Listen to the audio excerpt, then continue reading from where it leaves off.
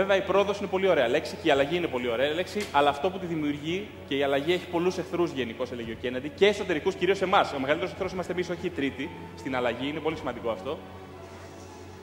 Και τελικά, ας υποθέσουμε ότι πήραμε την απόφαση, ας υποθέσουμε ότι ξέρουμε τι πρέπει να κάνουμε, φτιάξαμε το σχέδιο, είμαστε μπροστά στην πρόκληση αυτή τώρα και σήμερα θα μιλήσουμε για τον πιο μεγάλο εχθρό της αλλαγής, για τον πιο μεγάλο εχθρό της προόδου, ο οποίος δεν είναι άλλος, δυστυχώς ή ευτυχώς, από την αναβλητικότητα. Πόσοι πιστεύετε ότι πάσχετε από κάποια μορφή αναβλητικότητας στη δουλειά σας ή σε οποιοδήποτε άλλο τομέα της ζωής σας, έτσι με χέρια λίγο? Πώς πιστεύετε ότι καμιά φορά είστε αναβλητικοί και δεν κάνετε αυτά που πρέπει την ώρα που πρέπει? Πάλι, εδώ δυστυχώς τα χέρια είναι αρκετά, είναι πολλά. Η αναβλητικότητα είναι τεράστιος εχθρός, πάρα πολύ μεγάλος. Η αναβλητικότητα αυτή μας έχει κοστίσει πάρα πολύ στη ζωή μας και κυρίως έχει κοστίσει τα όνειρά μας, την πρόοδό μας, αλλά και κάτι άλλο. Του όταν, παραδείγματος χάρη, κάνεις αυτό που είναι easy and fun, που λέμε, τα εύκολα, θα έλεγες ότι εντάξει, τουλάχιστον πέρασα καλά. Δεν είναι έτσι όμως, γιατί συνήθως όταν κάνεις τα εύκολα και τα απλά, έχεις και το άγχος ότι δεν κάνεις τη δουλειά σου σωστά γιατί σε περιμένει η προθεσμία, οπότε δεν το διασκεδάζεις και τόσο και το κάνεις ενοχικά. Συμβαίνει αυτό? Ισχύει? Άρα λοιπόν δεν ξεκουράζεις την πραγματικότητα, γιατί αν ξεκουράζεις, τουλάχιστον θα έλεγες ότι πέρασα καλά.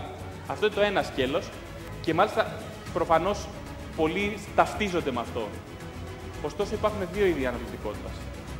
Όταν υπάρχει deadline, έχει καλός, γιατί εμφανίζεται το panic monster και σε βάζει σε τάξη να κάνεις αυτό που θέλεις. Υπάρχουν όμως και στόχοι οι οποίοι δεν έχουν deadline. Το να αλλάξει τη ζωή σου, το να αναβαθμίσει τη δουλειά σου, το να πετύχει κάποιους στόχους οι οποίοι δεν έχουν προθεσμία, δεν σε πιέζει κανείς, δεν έρχεται εκείνο να σου πει 31 τρίπ που πρέπει να πετύχει αυτό. Και αυτό δυστυχώς είναι το μεγαλύτερο πρόβλημα και η μεγαλύτερη καταστροφή της αναβλητικότητας. Γιατί το να ζοριστείς να πετύχεις ένα στόχο σε μια προθεσμία, εντάξει, είναι ζόρι. Ξέρετε τι είναι το μεγάλο πρόβλημα? Το μεγάλο πρόβλημα είναι ότι αν ο μόνος μηχανισμός να ξεπεράσουμε την αναβλητικότητα είναι το panic monster, τι θα συμβεί? Θα συμβεί ότι πολλές φορές θα αισθανόμαστε οι ίδιοι εμείς παρατηρητές στην ίδια μας τη ζωή.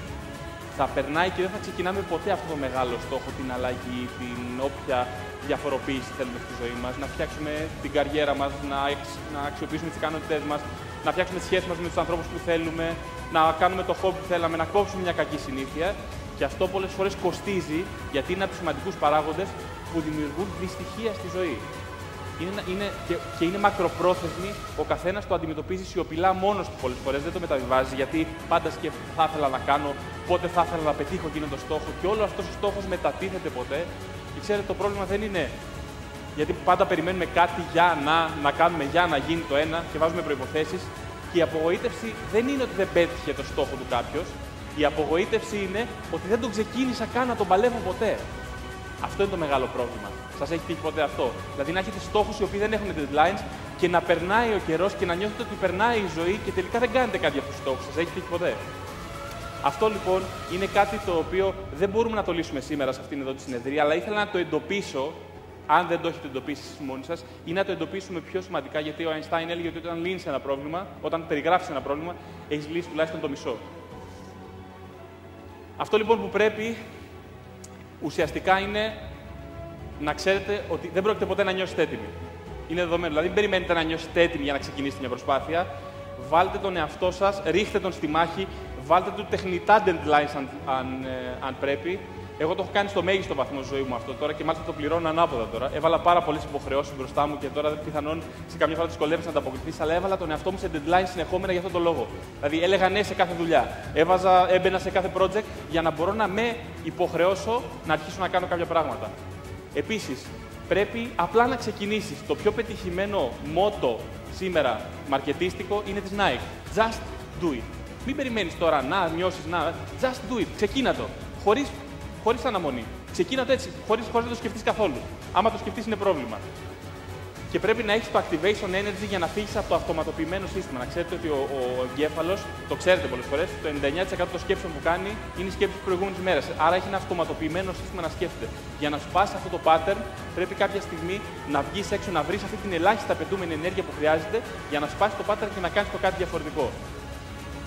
Και όσο το αφήνουμε αυτό το πυθικάκι άμεση ικανοποίηση που είναι σαν ένα μικρό παιδί μέσα μας να κυριαρχεί, τόσο πιο δύσκολα θα γίνουν τα πράγματα. Όσο περνάνε τα χρόνια και όσο οι στόχοι μένουν πίσω, τόσο πιο βαρύς θα γινόμαστε και δεν θα μπορούμε εύκολα να πετύχουμε αυτούς τους στόχους. Και κάτι που οι Ιάπωνες ανακαλύψανε, μάλιστα νομίζω μετά από κάποιο πόλεμο, δεν θυμάμαι, που λέγεται Kaizen, είναι ότι ξεκινήστε με μικρά βήματα. Δηλαδή δεν χρειάζεται να γίνονται απευθείας μεγάλες προσπάθειες και αμέσως να φέρουν αποτελέσματα, αρκεί να υπάρχει πρόοδος. Λέγεται Kaizen, κρατήστε το, εγώ το κράτησα. Δεν αγχώνομαι πια αν δεν πάω τόσο γρήγορα όσο θα ήθελε, αρκεί όμως να πάω λίγο καλύτερα την προηγούμενη μέρα. Συμφωνείτε σε αυτό?